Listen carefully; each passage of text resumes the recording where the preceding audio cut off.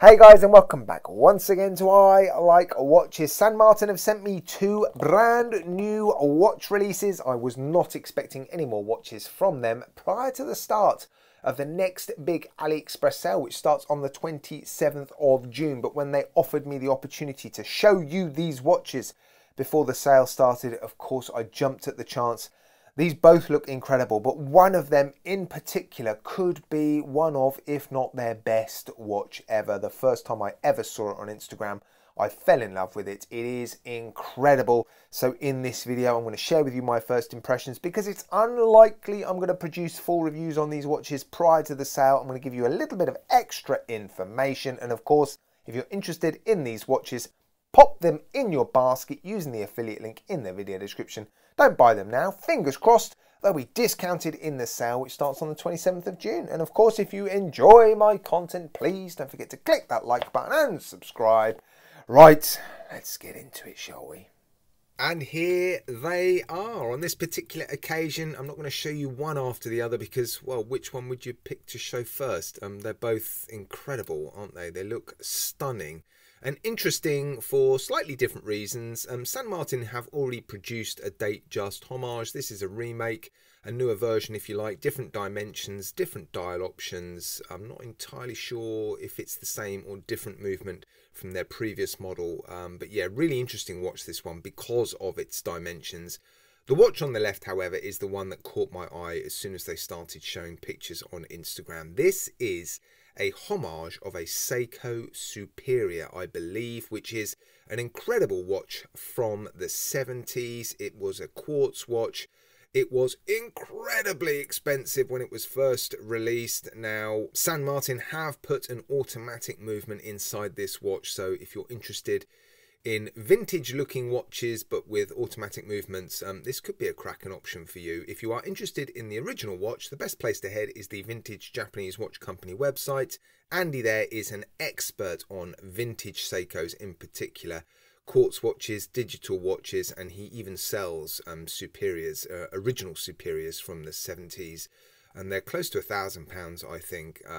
But yeah, this is, wow, just a striking homage, I've got to say. Now, this is an unboxing and first impressions video, but like I said in the introduction, I am going to be giving you more details than I normally would because it's unlikely I'm going to be producing full reviews on these watches prior to the sale. So if you're interested in things like dimensions, stick around until the end because I will give you yeah, some specifications and dimensions at the end of the video. But let's take a closer look at this watch on the left first, I think. First thing I want to show you is this dial. Look at the texture on that dial. Now, I've just taken a look at some superiors for sale on Andy's website, and the ones that I saw have sort of plain, flat, whitish or cream dials. But I do believe they made watches with this particular design on the dial or something very, very similar. But it just looks, yeah, really cool. Obviously, a very strong sort of 70s retro vintage look, and you've got applied indices all the way round, and at the 5-minute markers you've got those really quite interesting sort of double step indices, and the minute hands glide, or the minute hand glides over the inner element of those 5-minute markers, and yeah, just past the outer raised element. The case shape as well, very in keeping with the original Superior. Again, sort of funky 70s retro facets and dimensions and shapes. I mean, it's just a gorgeous, gorgeous case, and it looks like it's been finished beautifully well. I'm not seeing any brushing on this case at all, fully polished. So as you can see there, look, a bit of a fingerprint magnet, but yeah, lovely bezel as well. Look at that, sort of a dual facet bezel on top of the case. Man, I love it. I do love this. Simple screw down case back, integrated strap as well by the looks of it. It sort of flares out past the case, doesn't it? Quick release spring bars, nice leather strap as well, really soft and supple. Lovely buckle as well, signed and beautifully finished, polished as well, so fairly in keeping with the finishing on the case. But for me, it's, well, it's really all about the dial, that texture and those applied indices. and more specifically the ones at the 5-minute markers. Yeah, absolutely stunning. Right, stick around if you want to know some dimensions and a few more specifications, but now I'm going to take a look at the new Datejust Homage. And there it is. I am thrilled that they are now offering some of these watches with sort of fairly standard sunburst dials. That was one of the things that disappointed me actually when they first released their Datejust Homage. They were offering it with marble dials and mother of pearl dials, which, you know, are incredible. But sometimes it's nice just to have something a little bit more simple, a bit more mainstream. And yeah, I thought this watch was crying out for some colourful sunburst dials, and that is what they're now offering. Smaller dimensions on this one, which I will run through shortly. Beautiful, bright and crisp finishing. The bezel looks, yeah, really nice. Lots of light play. The polishing does look particularly bright on this watch, I have to say. The case looks fully polished. A bit of brushing on the outer links of the bracelet. The 3 center links are polished. So lots of bling, lots of shine. Yeah, nice shiny applied indices and hands as well. Date complication at the 3 o'clock with a cyclops. Yeah, it's nice, isn't it? Really, really nice. And I think it is the size that's going to make this watch stand out, I think. They've got this down as being a 36.5mm diameter case. It actually looks a bit bigger than that to me. And there have been a few occasions in the past where my measurements haven't quite tied in with the measurements they give on the store on AliExpress. So yeah, I'm curious to measure this watch, which again I will be doing shortly. Let's have a quick look at the case back then. Screw down case back, screw down crown on this one, again with the hexagonal logo. 100 meters of water resistance. Beautiful bracelet on this one. Lots of articulation as you would expect. A nice 5-link, not too jangly, almost the perfect amount of jangle I think. And they've provided as standard the longer clasp. Again, I think if you want the shorter one and you order this watch, just message them and say please can I have the shorter one, but I think the longer one is fine. It gives you 4 micro adjusts instead of 2. Milled inner elements, pressed outer shell, but a beautiful finish on this clasp. Some nice polishing edges as well, double pushers.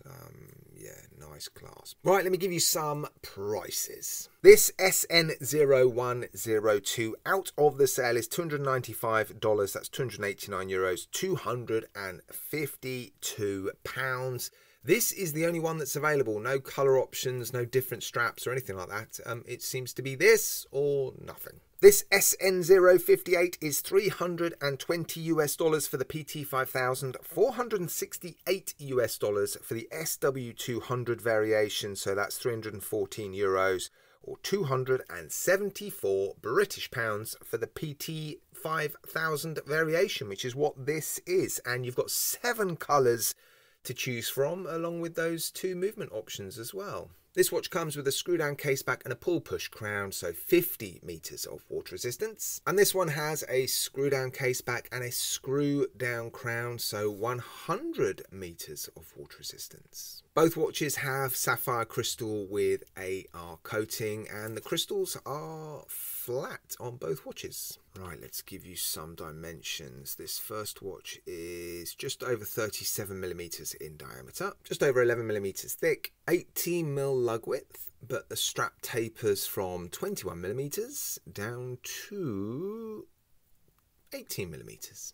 And the case length is just under 42mm. Beautiful, very, very wearable dimensions, aren't they? Right, now let's check this one. So case diameter of, well, look at that, 36.2mm. Honestly, yeah, I am surprised by that. That looks bigger than 36mm, but it isn't.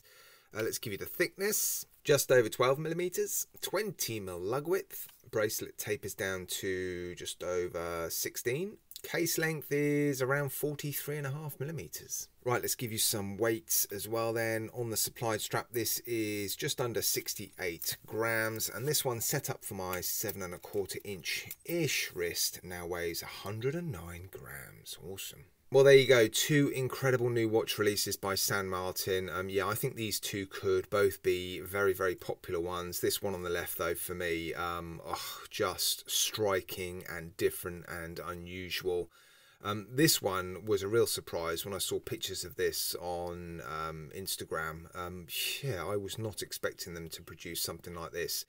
So really good to see them making watches that, yeah, are a little bit unusual. And the one on the right, obviously, a very popular homage and fantastic dimensions. So I suspect these two could sell particularly well. Now, I haven't shown you any macro shots. I am going to take some macro shots at some point, and I'll post those on my Instagram, _watches_.